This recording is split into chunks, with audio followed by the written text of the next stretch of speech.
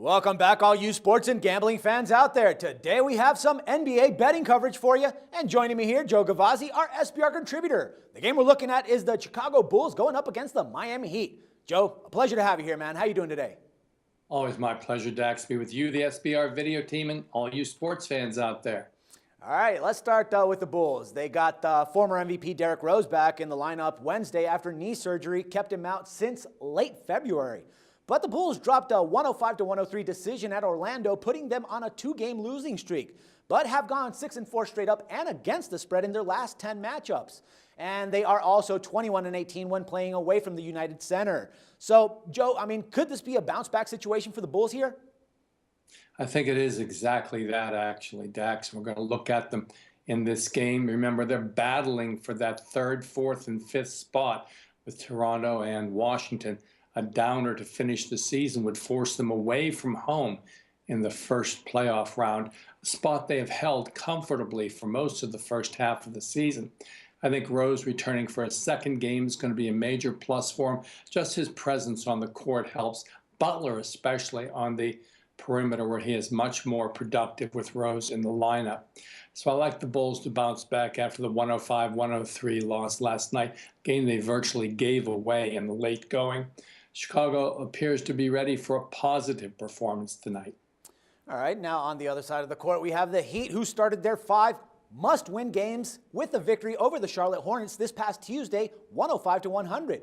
But prior to that win, they were on a 4-game losing streak and are 3-7 straight up and 2-8 against the spread in their last 10 games, failing to cover the spread in the last 5 consecutive games. But considering that this is a must-win scenario for them, do you think that they can actually pull it off again since they won the last game at Chicago and now they're playing at home?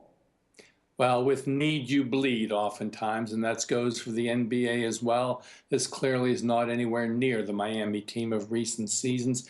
Now 500 at home, a court where they won over 80% of their games in their championship seasons. And clearly they missed LeBron James as their leader.